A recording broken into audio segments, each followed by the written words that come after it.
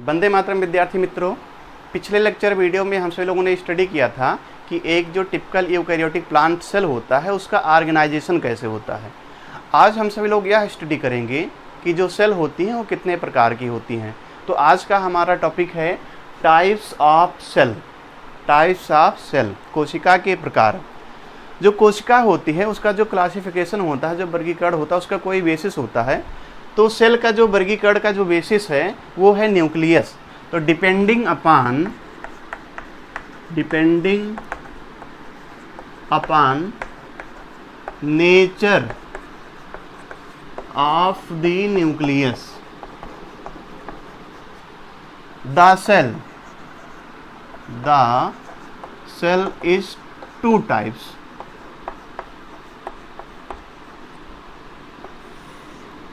Nucleus के nature के आधार पर जो सेल होती हैं वो दो प्रकार की होती हैं।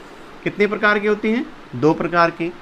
पहला है प्रोकैरियोटिक सेल।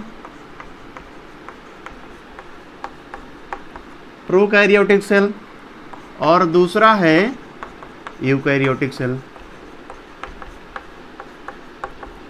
Eukaryotic cell. अब हम सभी लोग स्टडी करेंगे कि प्रोकैरियोटिक सेल किसे कहते हैं और यूकैरियोटिक सेल किसे कहते हैं। तो अगला टॉपिक है prokaryotic cell.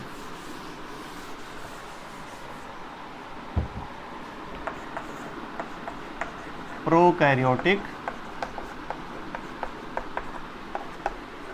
Cell.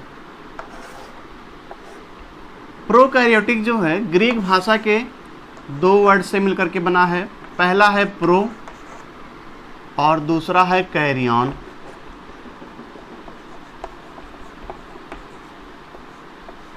Carrion. Pro का मीनिंग होता है प्रिमिटिव या इंसिपिएंट,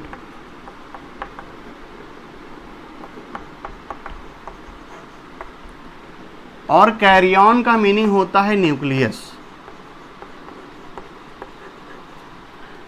तो प्रोकैरियोटिक सेल में जो न्यूक्लियस होता है वो प्रिमिटिव टाइप का होता है या इंसिपिएंट टाइप का होता है।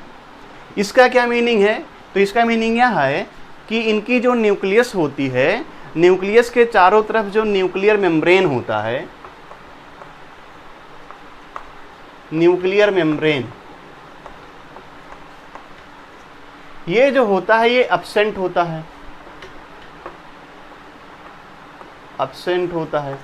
तो न्यूक्लियर मेम्ब्रेन के एब्सेंट होने के कारण ही इनको क्या कह दिया गया? Prokaryotic cell. अब प्रोकैरियोटिक सेल का जो एग्जाम्पल है वो बैक्टीरिया, ब्लू ग्रीन एल्गी और माइकोप्लाज्मा है। बैक्टीरिया, ब्लू ग्रीन एल्गी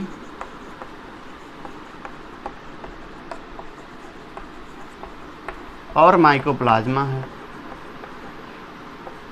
इसका मीनिंग ये हुआ कि ये जितने भी बैक्टीरिया, ब्लू ग्रीन एल्गी और माइकोप्लाज्मा होते हैं, इनकी जो न्यूक्लियस होती है, न्यूक्लियस के चारों तरफ जो न्यूक्लियर मेम्ब्रेन होती है वो एब्सेंट होती है। माइकोप्लाज्मा में ही एक ऑर्गेनिज्म आता है पीपीएलओ। पीपीएलओ इसका मीनिंग होता है प्ल्यूरो निमोनिया लाइक ऑर्गेनिज्म। ये स्मॉलेस्ट सेल होता है। स्मॉलेस्ट सेल होता है। तो प्ल्यूरो निमोनिया लाइक ऑर्गेनिज्म जो होता है वो एक माइकोप्लाज्मा है और कैसा होता है? तो हमारा आंसर हो जाएगा स्मॉलेस्ट है। अब दूसरा जो सेल होता है वो यूकैरियोटिक सेल होता है। तो अगला जो टॉपिक है वो है यूकैरियोटिक सेल।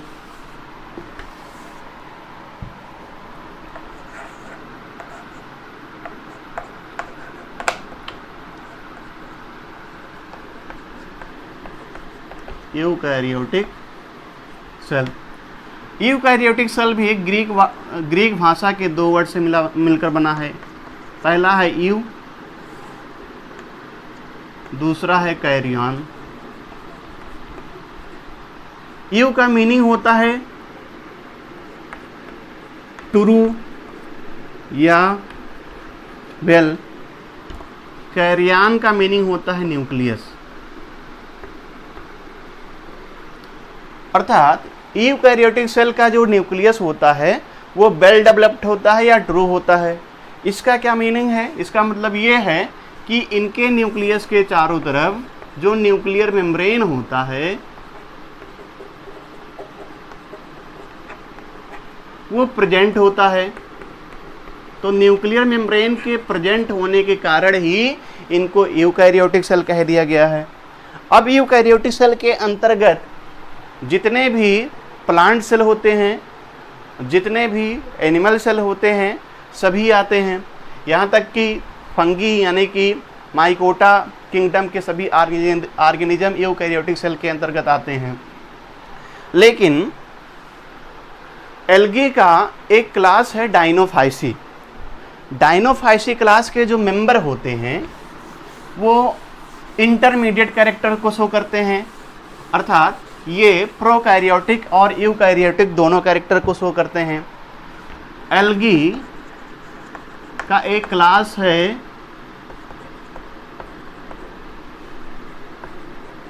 डाइनोफाइसी।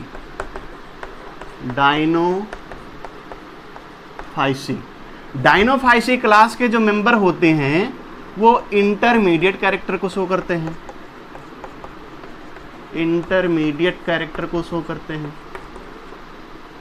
अर्थात इसमें दो तरह का कैरेक्टर होता है। पहला तो ये कि न्यूक्लियस में न्यूक्लियर मेम्ब्रेन प्रेजेंट होता है। ये जो है प्रेजेंट होता है और ये किसका कैरेक्टर है? तो हमारा आंसर हो जाएगा यूकैरियोटिक सेल का। यूकैरियोटिक सेल का। लेकिन इसका जो क्रोमोसोम होता है,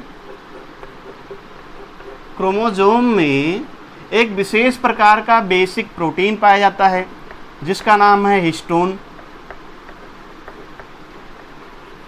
तो हिस्टोन नामक जो बेसिक प्रोटीन है ये एब्सेंट होता है और यह जो कैरेक्टर है ये प्रोकैरियोटिक सेल का है। प्रोकैरियोटिक सेल का है। तो न्यूक्लियस में न्यूक्लियर मेम्ब्रेन का प्रेजेंट होना यूकैरियोटिक सेल का कैरेक्टर है और क्रोमोसोम में हिस्टोन का एब्सेंट होना प्रोकैरियोटिक सेल का कैरेक्टर है। इसी के कारण इसको इंटरमीडिएट सेल या मीजोकैरियोटिक सेल भी कहा जाता है। मीजोकैरियोटिक सेल। मीजोकैरियोटिक सेल।